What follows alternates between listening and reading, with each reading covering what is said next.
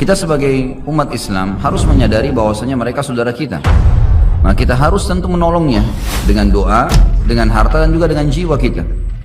Dan juga kenapa kita harus membantu mereka? Pertama, karena Islam, mereka Muslim. Tidak mungkin orang Islam membiarkan saudaranya tersakiti.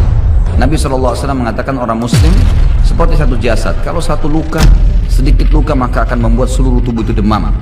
Wajar kita memikirkan saudara kita di sana dan kita tidak bisa menerima penjajahan itu. Alasan yang kedua, karena memang asli penduduk Palestina yang sedang dijajah sekarang, mereka orang asli penduduk suku Finiki dan suku Kanaan. Ini dua suku Arab yang asalnya ada memang di Palestina, penduduk aslinya. Jadi selain mereka Muslim mempertahankan karena agama mereka dicoreng, maka mereka juga penduduk asli. Orang-orang Yahudi yang datang itu tiba di Palestina pertama kali pada saat memang Musa alaihissalam keluar dari Mesir, selamat dari Fir'aun lalu masuki Palestina. Itu pertama kali orang Yahudi menginjakkan kakinya di Palestina. Jadi sebelumnya sudah ada dua suku asli turunan Arab yang dulunya beragama Kristen.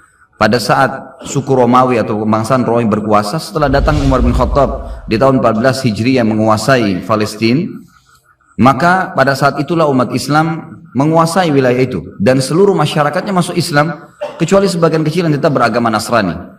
Jadi ada alasan secara agama kenapa kita harus membela mereka, kenapa kita harus mengetahui beritanya, baik secara penduduk juga secara hubungannya dengan hukum syar'i, berhubungan dengan masalah Masjid Aqsa.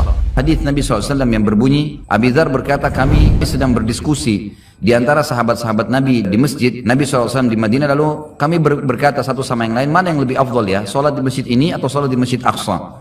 Maka Nabi SAW keluar lalu berkata, sholat di masjidku ini 4 kali lipat dibandingkan Masjid Aqsa.